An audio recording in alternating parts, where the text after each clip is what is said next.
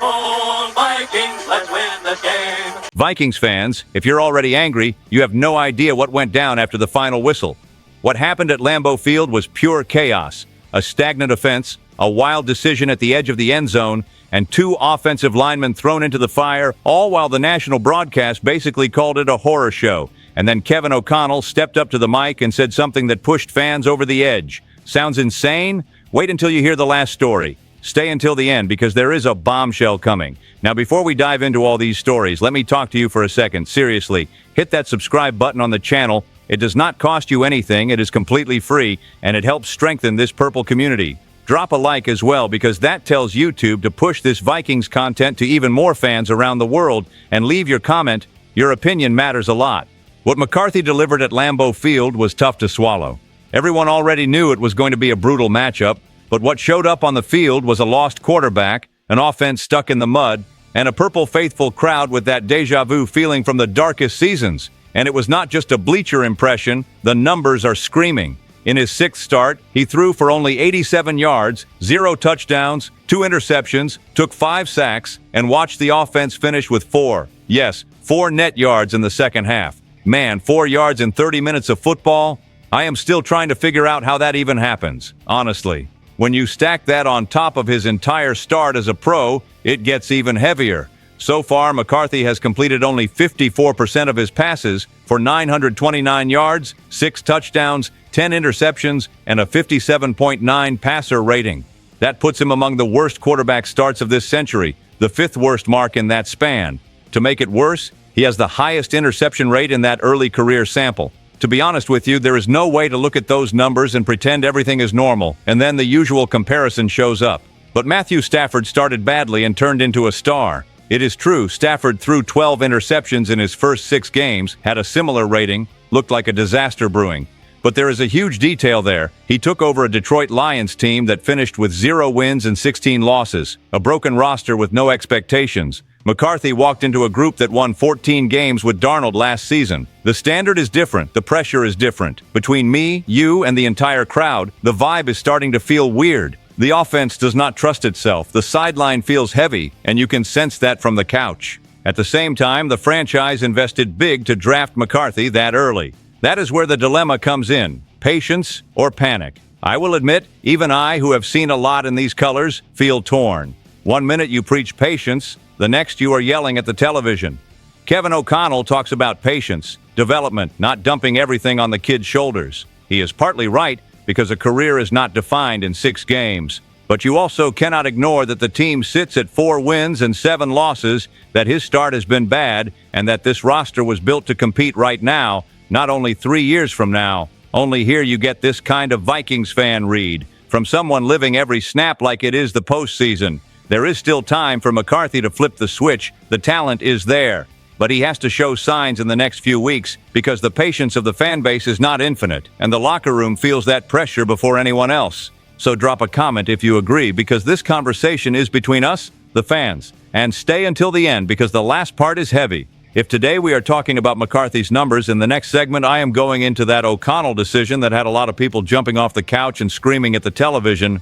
Honestly, this run of decisions from O'Connell in Green Bay was the kind that makes you drop the remote on the couch and just stare at the television in disbelief. The ground game was rolling, the Packers' defense was starting to feel it, and suddenly the offense decided it needed to be the smartest unit in the stadium. We have seen this movie before, but Sunday pushed it over the line. The plan was working.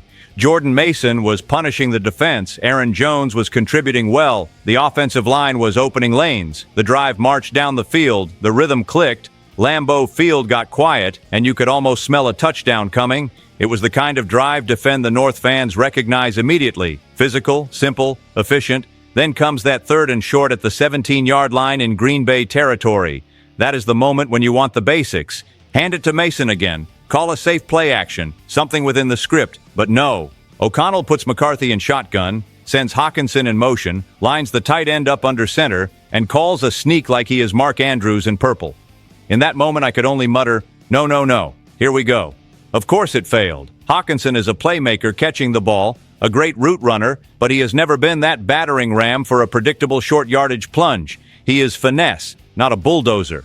The Packers defense read it immediately, crashed the middle, and it went for 0 yards. Then, on 4th down, O'Connell doubles down, this time with Mason, but the execution falls apart, the blocking fails, and a drive that smelled like 7 points turns into nothing. An empty feeling, a punch to the gut. To be honest with you, this is exactly the kind of moment that shatters confidence for the offense and the fan base at the same time. It is not just losing a down, it is the message behind it. The head coach tried to be the smartest person on the field when the game was begging for simplicity, and you can see it in the reaction from fans, media, and former players, everyone asking the same question: why walk away from what was working? Only here you get this Vikings fan perspective, feeling the weight of those choices even before the snap. The sense is that O'Connell sometimes forgets he has a rookie quarterback in crisis and a ground game that finally found its groove. Instead of making McCarthy's life easier, he piles on more pressure, more cute designs, more pretty calls. And when those do not hit, the entire stadium swings against the team. Drop a comment if you agree, because this is the kind of debate that lives in bars, in the stands, in every Purple group chat. And stay through to the end, because the last part is heavy, because after that bizarre decision, something even worse hit. On a day when the offense was already fragile, the team watched 2 key offensive linemen go down hurt and make the situation even more frightening for their quarterback. If things already looked bad for the offense, the injuries along the offensive line turned everything into a full-blown nightmare in Green Bay. When protection collapses, a young quarterback who is already taking hits starts playing scared, and you can feel that same chill from the stands. Losing Christian Darrisaw and Donovan Jackson in the same game is exactly the kind of news that makes the entire Vikings nation hold its breath. Darrisaw, an anchor for this offense since he entered the league, has been grinding through a long battle with that knee issue. He missed the start of the season, practiced on a limited basis, had his weeks carefully managed just to be ready on Sunday. Now this new foot or ankle injury shows up, different from the previous one. It pops up during the game, he guts it out, comes back onto the field, but eventually is shut down in the 4th quarter. To be honest with you, when a big offensive lineman of his size feels something in the foot or ankle, my heart sinks, because it is rarely a minor thing. And there is the context. Before coming out, he was already struggling. He allowed pressure, gave up sacks, committed a false start. For a guy we are used to seeing dominate, it was one of those games you hope to erase quickly. At the same time, you know his body is cashing in the bill from everything he has been through over the last 13 months. In those moments, I cannot help but think, how does this group still find the mentality to line up for the next snap? On the other side, Donovan Jackson has been one of the best surprises of the season. A rookie first-round pick from Ohio State who looked like he had been in the league for years. He already battled through wrist surgery, missed time, came back, and found his rhythm again. In Green Bay, he tried to stay on the field in pure sacrifice mode, taped up his ankle, returned, but the staff decided to sit him before a short-term issue turned into something that could wreck the rest of the season. It is brutal, but it is the right call. Only here you get this Vikings fan read looking ahead and seeing how deep the hole might be. Because if Darrisaw and Jackson are not ready for next week, we are talking about Justin Skule and Blake Brandel stepping in exactly against a Seattle defense that knows how to hit quarterbacks and already stacks up sacks this season. With a shaky McCarthy behind that line, that combination is exactly the kind that keeps you up at night even after wins, let alone after a loss. This is not drama, it is trench reality. Drop a comment if you agree, because this hits the mood of every fan who understands how crucial the offensive line really is. And stay until the end, because the last part is heavy. Because after this injury crisis and a broken protection scheme, there was still another punch. Even the national broadcast decided to go all in on just how ugly this team looked in that second half at Lambeau Field. What an embarrassment.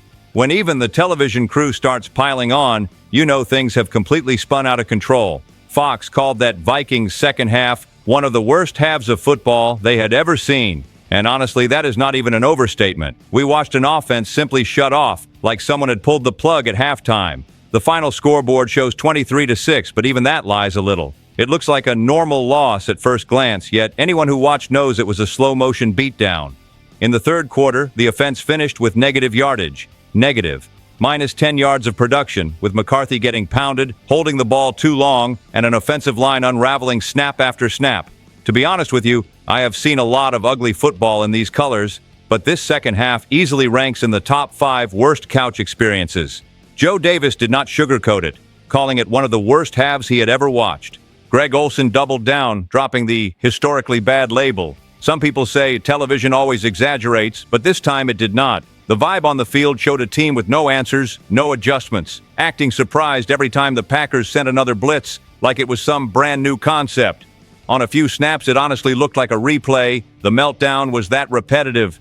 The heaviest part of Olsen's breakdown, though, was not the game itself, but the state of the franchise. He pointed to what so many fans in the stands have been feeling. This roster was built to chase something big right now. Contracts were extended, cap space was spent. The message was, we are ready to contend. And here the team sits at 4 wins and 7 losses, getting blasted on national television, with an offense that cannot threaten anyone and questions at nearly every key spot.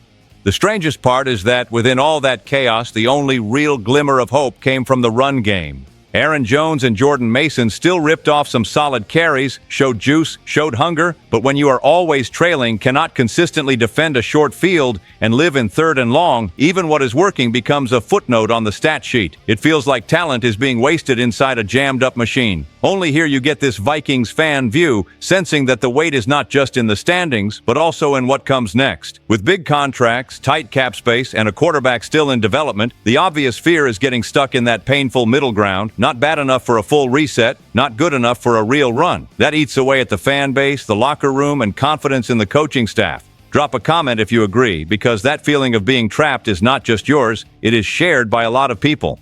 And stay to the end, because the last piece is heavy, because after watching national television expose the chaos, we still got O'Connell's statement about McCarthy's future, a message that tries to calm things down but also makes it clear that this team's margin for error has shrunk to almost nothing. O'Connell's post-game message was exactly the kind of thing that splits the fan base right down the middle. On one side, people who cannot stand watching McCarthy take another beating. On the other, those still clinging to the project idea, to patience, to letting the kid grow while everything around him burns. And there is the head coach at the microphone doubling down that they can win with him playing the way he has been playing. That takes some nerve. He laid it out clearly. He believes the team can win with McCarthy, but everyone around him has to play almost perfectly. They cannot lose the turnover battle, cannot surrender field position, cannot live in negative plays. Basically, the quarterback is young and will fluctuate, so the rest of the roster needs to be so clean that it carries that weight with him. To be honest with you, that is a polished way of saying this offense's margin for error is practically zero right now. O'Connell talks about finding the formula, about not putting the entire game in McCarthy's hands, about protecting the kid from his own growing pains. But reality is harsh. In recent weeks, when the score tightens up, the plan goes in the trash and the offense is forced to drop back and throw over and over. That is when late reads, bad decisions, sacks, and interceptions pile up. He already sits at 6 touchdowns and 10 interceptions with a record of 2 wins and 4 losses as a starter, leading an offense that needs everything around it to go right just to be competitive. Sometimes it feels like this team needs a perfect script just to reach the 4th quarter with a pulse. Only here you get this Vikings fan lens looking at the depth chart behind him as well. Carson Wentz is out for the season, Sam Darnold and Daniel Jones are in other uniforms, and the only alternative right now is rookie Max Brosmer, who is even greener than McCarthy. Making a change now would mean swapping one problem for another, maybe an even bigger one. At the same time, sticking with him after 3 disastrous performances carries huge risk. The locker room could start side-eyeing the plan, losing faith in what is being sold internally. The coach gave no hint of a change. Everything points to McCarthy starting in Seattle against an aggressive, loud defense on the road, with Darnold standing on the opposite sideline. It is almost a character test for everyone involved, the quarterback, the staff, the front office that pushed its chips into the middle for this path. If it goes wrong again, the emotional and competitive bill comes due in a way that can no longer be swept under the rug. Drop a comment if you agree, because this balance between patience and accountability is the dilemma driving every fan crazy. And stay through the end of this breakdown, because in the conclusion, I'm going to pull all of this together and spell out exactly what this moment really means for the team's immediate future. So take a deep breath, because in the middle of ugly numbers, serious injuries, bizarre play calls, and national broadcasts taking shots, the truth is this team still carries something you will not see in any box score: the stubbornness of its fan base. The situation is heavy, no doubt, but it is also the kind of crossroads that decides who is just wearing purple and who is truly living this crest. In my view, either this group responds right now or it becomes just another sad chapter in franchise history. Drop a comment. This space belongs to everyone who lives the purple faithful. Just when we think we have seen everything, something new shows up, so do not disappear. Stay tuned. SKOL Vikings, let's go!